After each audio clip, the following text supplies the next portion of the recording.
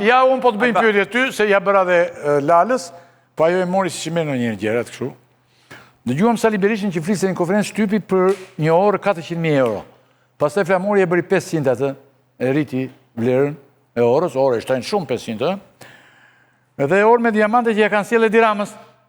Nga mendon të që ka dalë kjo informacion për shembull? Gazetari dinte gjë?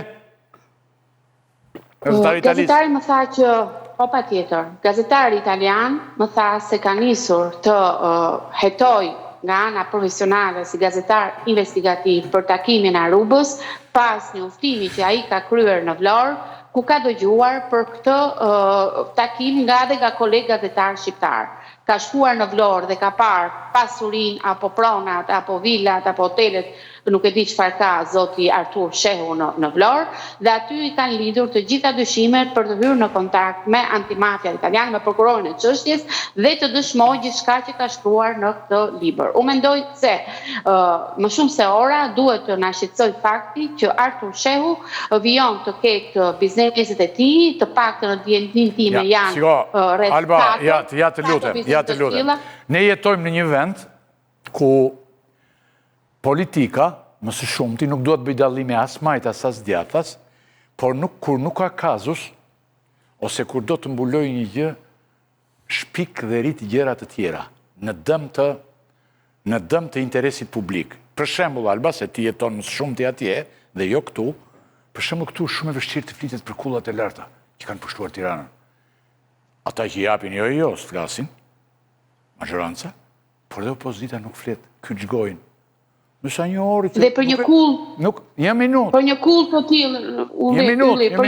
Minut të mbaroj logjikën. Kur ne themi tani, kryetari opozitës, se e thot kryetari opozitës, nuk është se e thot për shembull, po e thot për shembull Roja kur viun te puna këtu, te MCN-ja, ose njeriu i që ka garazhet poshtë, që ruan garazhet, Roja, tjetër. Këtë e thot kryetari opozitës si një orë i dërguar Edi Ramës. Ora është trend shumë në këtë pas takimi. Dhe unë të pyeta ty, se vetëm konfirmim të ne këtu, tani është kjo, ose ka burime të tjera, nëse ka burime të tjera, opozita ne do presim të na i thotë, e kupton. Por nëse gjërat kalojnë në këtë plan, ne si gazetar kemi nuhatjen dhe mundësinë të kuptojmë që për t'ju ikur gjërave të rëndësishme që ka ky vend, shkohet pastaj hajde ti bëj fletkote, kupton. Në këtë plan, daj të pyeta për orën, se ti thua tani ora nuk ka rëndësi sepse... Se ka bërë... Unë prandaj dhe të dash përgjigje. Të dash përgjigje, ora është të dosja belge, nuk është të të... Ora ku është? Të dosja belge, të blekik... Belge. Dosja belge. Nuk është të trokja. Dhe takimi... Pra nuk është ora këtu, okej, që nga në vend tjetër. Po pak rëndësi, mendoj se jam në... Jo, po të shko tani ti nuk do të caktosh. Alba, të lutem. Se çfarë është e rëndësishme për pyetjet që... Të lutem. Pyetjet që bëjun. Po jam shumë dakord me ju. Po ti thuaj të parëndësishme të gjitha gjërat që bëjun. Ti je përgjigjet e tua të ke gjenë. Se ky është problemi që kemi ne. Raporti që ndërtojmë me njëri tjetrin, por unë po të them ty, në vendin ku ne jetojmë, dhe unë e vuaj bashkë me kolegët e mi çdo minutë këtë, që politika shqiptare për të mbuluar gjërat shumë të rëndësishme, hedh në treg budallëqe. Këtu duhet të ndalem mund të them. E disa gjëra ka këtu apo? Lemeri. Lemeri. Mund të ndi. Por, imbulojnë. Po në qëfë se mund të ndjet logikën e komentit tuaj, takimi Arubës ka nisur pikërisht për një kull të tillë. Pra, thuhet se në atë takim ishte, do të diskutojë pikërisht një ndërtesë, një kompleks ndërtimi turistik në jug të Shqipërisë. Pra, ky është esenci, se si, në Bregdesh, se si do investohej, do merrej, do të paguaj eksponentët të qeverisë shqiptare për të bërë këto ndërtime. Dhe prandaj them që të paktën ndjenin time, Artur Shehu ka të paktën 4 biznese të hapura në këtë drejtim, ku është ortak dhe mbi 50% e kvota në disa prej tyre, vijon të ketë bizneset e tij, vijon të ketë, siç thatë dhe ju, bizneset e në Amerikë, dhe kjo bën që nga një vend në tjetër të stadojnë këtë kohë, dhe unë jam shumë dakord me titullin e Nelo Torkjas që janë të pamposhtur, qoftë edhe për shkak të asaj që u bët në hyrje. Ishte shumë interesante që u thatë. Tani, ai gazetari qoftë njeri shumë i respektuar, po ai thoshte edhe një budallëk të madh aty, që mafia shqiptare është e barabartë me këtë... Dragetën. Se thosh. Thuaj se. Jo, ka 3 ditë më parë në qoftë më le. Po? Nuk e thoshte që janë në shok. A i thoshte që është një mafje po që A i thoshte që pas në Dragetës ajo vjen. Pas në Dragetës vjen kjo. Po në Drageta është e para në botë. Ne Ne akoma, shiko, atëre ne i bie Alba që në këtë vend ku jetojmë, përderisa ky shehu nuk ka asnjë padi penale në Republikën e Shqipërisë. Të rënd? Të rënd, po kështu për me makina si shtuat jetë gjithë. Kur nuk ka, në Shtetet Bashkuara ka marrë në Shtetin Amerikanë të gjithë, me thënë, ose ne kemi ikur për lesh fare pastaj, kupton? Ka vajtur Amerika për lesh? Okej, atëherë.